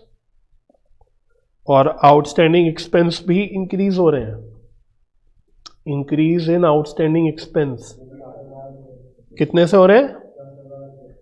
10,200। ओके, हो गया।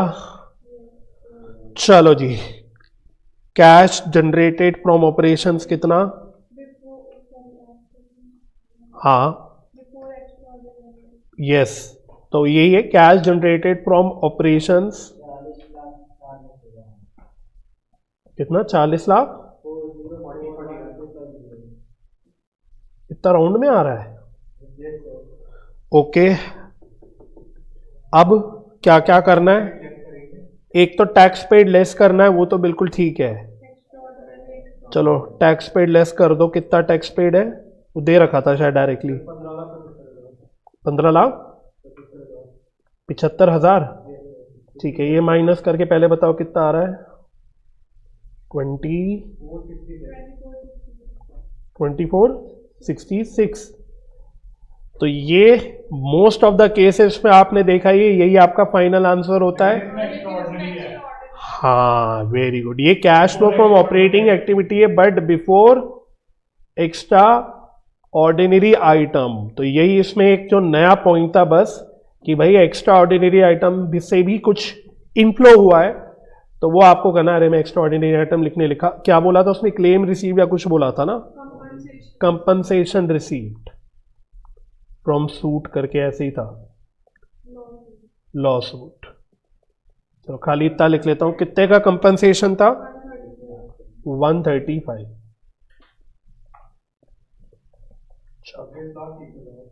26 लाख 1,000। ये फाइनल आंसर आ गया। Net cash flow from operating activity. चलो चले आगे। चलो, cash flow from investing activities. चलो फास्ट फास्ट, क्या क्या चीजें दे रखी हैं उसने? ऊपर से देखते हैं, एक तो सेल ऑफ इन्वेस्टमेंट है, बस ऊपर से देखते हुए क्वेश्चन में चलो, जहां आपको दिखे वहां फटाफट लिख देना। सेल ऑफ इन्वेस्टमेंट कितनी है? 480, वेरी गुड। और बताओ, इंटरेस्ट ऑन इन्वेस्टमेंट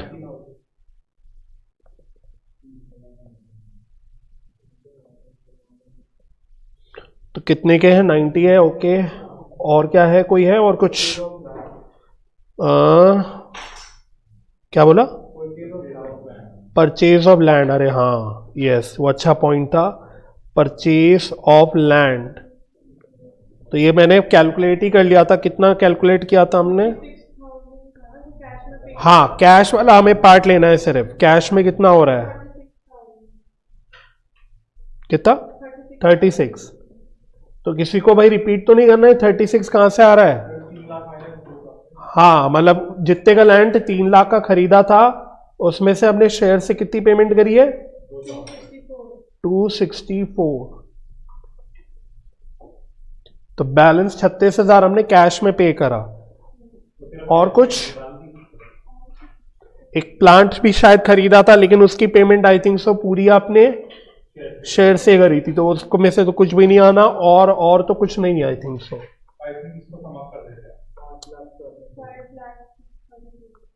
5,34,000। हाँ, net cash flow from investing activities. चलो third, cash flow from financing activities.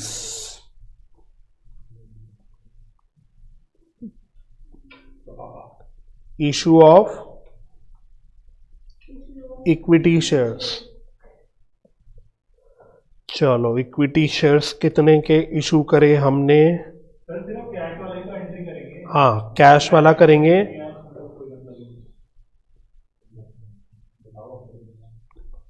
तो 75, वो कह रहा था, कितना बोल रहा था? 75,000 में से 25,000 हमने सप्लायर को issue हाँ, 75,000 में से किया, तो 50,000 शेयर्स कितने रुपए के थे ये शेयर्स? 10 रुपए के थे, 10 रुपए प्लस 20% और प्लस 20% का प्रीमियम। कितना आ रहा है? 6 लाख। 6 लाख। तो अब यहां पे भी एक छोटा सा डिफेक्ट है वैसे क्वेश्चन का। लेना तो 6 लाख ही है, मैच करेगा नहीं तो आंसर हमारा। लेकिन एक डिफेक्ट बताओ क्या है, क्योंकि हमने लैंड पे भी तो शेयर्स इशू करे थे, वो भी 20% प्रीमियम पे थे। सर बट इसमें कैश का कुछ इन्वॉल्वमेंट थोड़ी ना। नहीं है तो, बट आइडियली उसमें से ये भी तो माइनस होना चाहिए था। जो 22,000 22,000 शेयर्स भी होने चाहिए थे, बट ये डिफेक्ट है, मैच नहीं करेगा हमारा आंसर अगर हमने वो ले लिया तो। लेके नहीं करेगा। हाँ, मतलब ऐसे ही करेगा मैच, तो डिफेक्ट है वो। मतलब वो क्लियरली मेंशन नहीं है कि यार ये 75,000 में वो 22,000 भी इंक्लूडेड है कि नहीं है। पॉइंट ये है कि अगर वो 22,000 इसके अंदर इंक्लूडेड है तो वो भी माइनस करना है। आपको पॉइंट समझ में आया? किसी ने पूछा नहीं, मैं वेट कर रहा था कोई पूछेगा शायद। पीछे गप्पे क्यों शुरू हो गई सडनली? ओ हम आप पक्का पूछते हैं डाउट, लेकिन आप गप्पों में लग गए हो। ये डाउट नहीं तो मैं आप ही से उम्मीद कर रहा था, आप तो पक्का पूछोगे। जैसे अभी प्रीमियम वाला आप डाउट आपने पूछा था, ये भी आप पूछते। क्या बताओ, क्या डाउट की बात कर रहा हूं मैं? पता ही नहीं है, क्योंकि गप्पे चल रही हैं।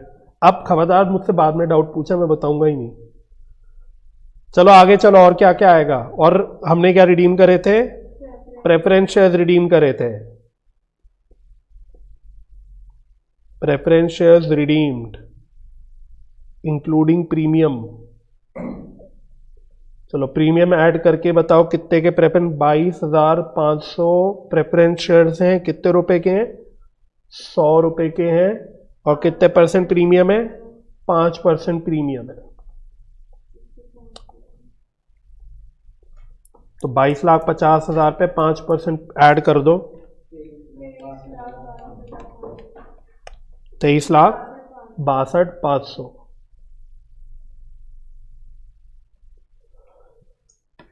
और क्या करा है हमने? खूब सारे इंटरेस्ट। अच्छा, इंटरेस्ट भी तो है, शायद इंटरेस्ट पे करा था ना, इंटरेस्ट पेड। और फिर डिविडेंड्स भी हैं बहुत सारे। तो इंटरेस्ट कितना पेड करा था डिबेंचर पे, तो डायरेक्ट गिवन था 5.25 जो ऊपर भी लिया था।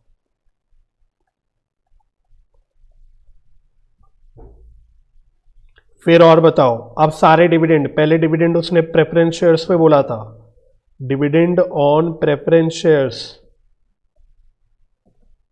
चलो जी, हाँ मतलब आसान से निकल जाएगा। 22,500 मल्टीप्लाइड बाय 100 और कितने प्रतिशत है? 10% है इसका, सीधा इसको 10 से मल्टीप्लाई भी कर लो। हाँ 2,25,000। फिर dividend on equity shares, dividend on equity shares क्या बोला था उसने? साढ़े, अच्छा डायरेक्ट ही गिवन था 7,50,000। और एक डिविडेंड और था इंटरिम डिविडेंड, वो है 2,50,000।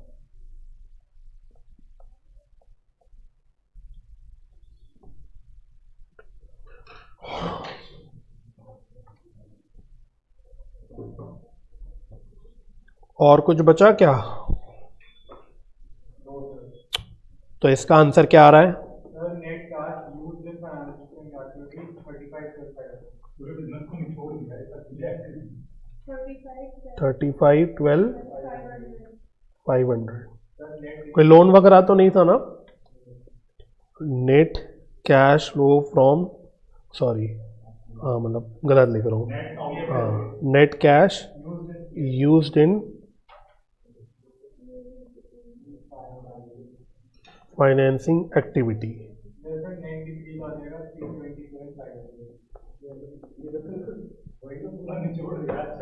नेट इंक्रीज कितना? हाँ डिक्रीज कितना? 377,500।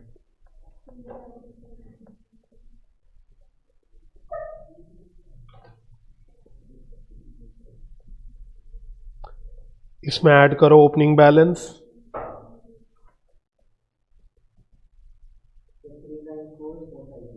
394,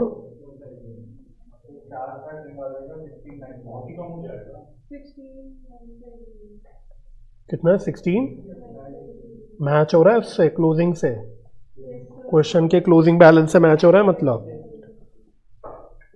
तो वही बात है, अगर वहां पे मैं, अगर वो 22,000 वाला कर दे तो हाँ ये नहीं हो पाता, तो मैच नहीं हो पाता। ठीक है, तो एक नोट डाल ही देता हूं मैं, नोट लिख लो। इट इज अज्यूम्ड, यही एक अजम्पशन काम करेगी, that 22,000 shares, equity shares issued in consideration of purchase of land is not included in, कितने शेयर्स उठाए थे यहाँ पे हमने? 75,000 in the given 75,000 equity shares issued. Question का डिफेक्ट है,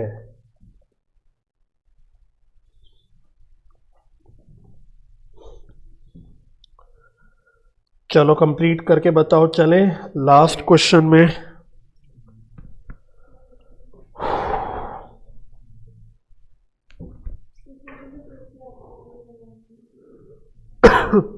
चलो ये सर हम एग्जाम में भी ऐसा नोट लिख के आएंगे। हाँ ये नहीं लिखना क्वेश्चन का डिफेक्ट, तो मैं ऐसे लिख दिया, ये मैंने ब्रैकेट में यूं ही लिख दिया आप लोगों के लिए। हाँ, पूरा एक क्वेश्चन काट देगा वो आपका, ओके मुझे सबसे कंप्लीट तो ऐसे लिख दिया। बाकी तो टेक्निक्स में पास होता उसमें भी फेल।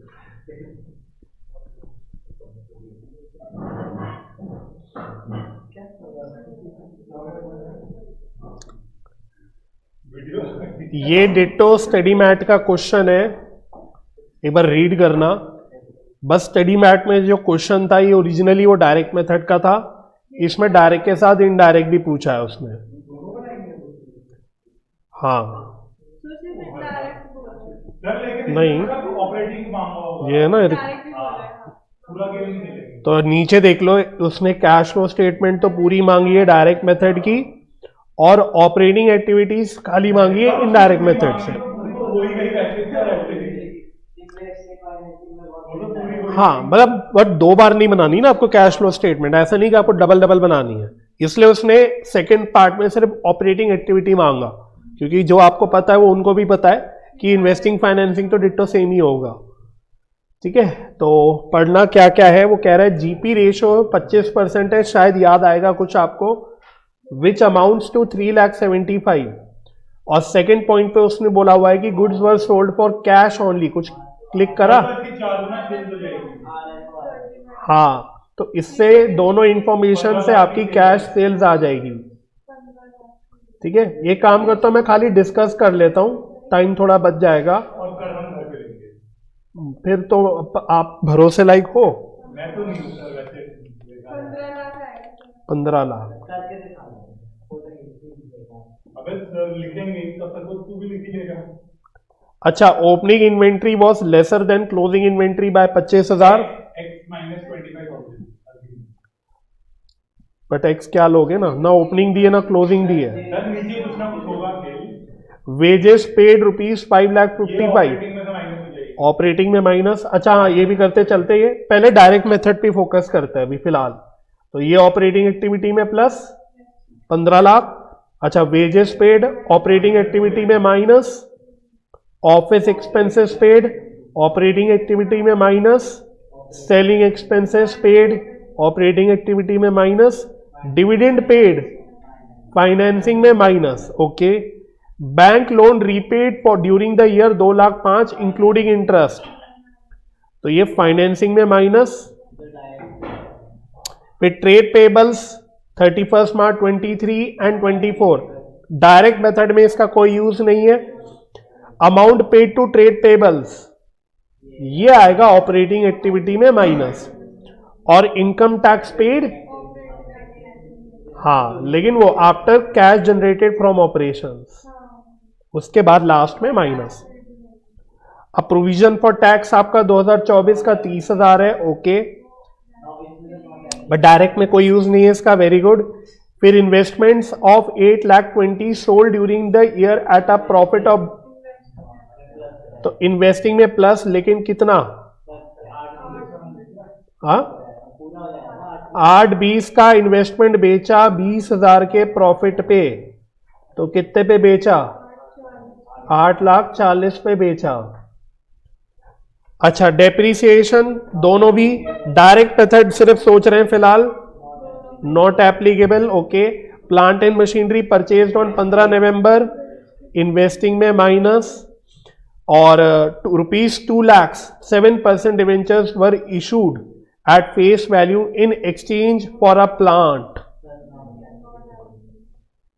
नो कैश फ्लो, सही है। और cash and cash equivalents on 31 March 23 बोल रहा है, 23 बोले तो हमारा ईयर एंडिंग 24 है, तो ये कौन सा बैलेंस है, ओपनिंग। तो इसमें आप लास्ट में ऐड कर दोगे, तो डायरेक्ट मेथड तो एक्चुअली इस पूरा स्टडी मैट का क्वेश्चन कॉपी पेस्ट है। इसमें सर कोई वो करना ही नहीं है working. Indirect method indirect method में मुझे बताओ स्टार्ट कैसे करोगे, तो इसमें तो नेट प्रॉफिट कहां से आएगा, ये है इंटरेस्टिंग पॉइंट। अगर मैं स्टार्टिंग पॉइंट बता दूं नेट प्रॉफिट बिफोर टैक्स वाला, उसके आगे तो आप कर ही लोगे। ग्रॉस प्रॉफिट दे रखा है, हाँ, नेट तो ये डायरेक्ट एक्सपेंसेस है वो माइनस करेंगे, उसके बाद नेट। तो आपको अपने 11वीं क्लास में बचपन में जाना पड़ेगा। बचपन में आप ग्रॉस प्रॉफिट से नेट प्रॉफिट पे कैसे आते थे, वो हिसाब किताब लगेगा। ठीक है, तो अगर मैं यहाँ पे ऐसी रफ रफ में कर लेता हूँ, ग्रॉस प्रॉफिट कितना है, 375 है। इसमें से सारे एक्सपेंसेस माइनस करो, ऑफिस एक्सपेंसेस, हाँ वही मतलब, अब सारे है ही इनडायरेक्ट। डेप्रिसिएशन, उसने वेजेस दिए है, wages तो वेजेस तो डायरेक्ट है, वो नहीं आना चाहिए। बाकी तो ऑफिस एक्सपेंस आ जाएगा 35,000, बताते चलना कितना कितना, मैं ऐसे लिखता रहता हूँ। ऑफिस एक्सपेंस 35 है, सेलिंग कितना है, 15,000, सेलिंग 15 है, और क्या है, depreciation 60,000, very good, depreciation, interest paid 5,000, depreciation कितना है, टोटल करके बताया ना दोनों भी, ओके, और इंटरेस्ट कितना है, 5,000, और इनकम टैक्स का प्रोविजन 30,000, बट हमें प्रॉफिट बिफोर टैक्स ही चाहिए ना, तो वो छोड़ दो, ऑटोमेटिकली टैक्स पे प्लस कर देंगे। हाँ एक इनकम ऐड होगी, शायद एक इनकम है, एक है कि दो, एक दो इनकम है, profit है ना, एक तो प्रॉफिट ऑन सेल, हाँ 20,000 है, और कोई इनकम भी है, profit on sale of investment, कुछ इनकम रिसीव तो नहीं था ना, क्या कह रहे हो, तो इसका आंसर कितना आ रहा है, इतना ऐड कर दो तो 280 आ रहा है, तो ये आपका स्टार्टिंग पॉइंट बन जाएगा, चेक कर लें क्या, हाँ ये रहा 280। देखो मेन तो यही था, अगर इस पे पहुंच गए तो फिर तो आगे देख ही सकते हो क्या है। अब जितने भी नॉन कैश नॉन ऑपरेटिंग चीजें आपने प्लस माइनस करी थी, जैसे डेप्रिसिएशन ऐड करा था और सॉरी माइनस करा था, उसे ऐड बैक कर लो, इंटरेस्ट माइनस करा था उसे ऐड बैक कर लो, प्रॉफिट ऐड करा था उसे माइनस कर लो, तो ऑपरेटिंग प्रॉफिट वो आ गया बिफोर वर्किंग कैपिटल चेंजेस, ये नहीं लिखना, 325 आ गया, और बस दो ही तो उसने दे रखा है, एक डिक्रीज इन इन्वेंट्री था या कुछ था, तो एक तो ट्रेड पेबल्स का है, ओपनिंग बैलेंस 50 है, क्लोजिंग है 35, तो डिक्रीज हो रहा है 15,000 से, डिक्रीज इन करेंट लाइबिलिटीज का क्या करते हो, माइनस करते हो, तो वो माइनस का रखा होगा आई थिंक सो, 15,000 वो माइनस का रखा है, और ये रहा नीचे रहा, इन्वेंट्री इंक्रीज हुई थी, कहाँ लिखा था उसने, ये ओपनिंग इन्वेंट्री लेसर थी क्लोजिंग इन्वेंट्री से, है ना, तो इससे हमें समझ में आएगी इन्वेंट्री दैट मींस इंक्रीज हुई है, समझ में आ गया, लैंग्वेज से किसी को दिक्कत तो नहीं, ओपनिंग इन्वेंट्री कम होने का मतलब क्या है कि आपकी इन्वेंट्री इंक्रीज हो गई, तो increase in inventories increase in current asset, तो वो भी माइनस हो गया, आई थिंक दो ही चीजें हो गया, तो ये आपका कैश जनरेटेड फ्रॉम ऑपरेशंस। अच्छा इन्होंने एक काम करा नहीं पूरा, टैक्स पेड लास्ट में माइनस नहीं करा, तो कर लो, टैक्स पेड कितना माइनस करना है, टैक्स पेड उसने 55 दिया है, ये आधा आंसर मतलब थोड़ा सा मिस कर दिया, 55,000 तो 230, तो डायरेक्ट मेथड से अगर आप चेक करोगे वो मैच कर जाएगा, करना ही चाहिए, नहीं करेगा तो क्वेश्चन का डिफेक्ट है, ये रहा 230, ठीक है, तो ये मैच कर जाएगा, बाकी इन्वेस्टिंग फाइनेंसिंग तो हो ही जाएगा, तो ठीक है काफी है इतना ये वाला, तो ये क्वेश्चन क्योंकि स्टडी मैट का है, बस एक ही पॉइंट ये वाला ही नया था इसमें, ये वाला पार्ट, ये बस ये मेन नया था, ठीक है, चलो थैंक यू सर। ओके।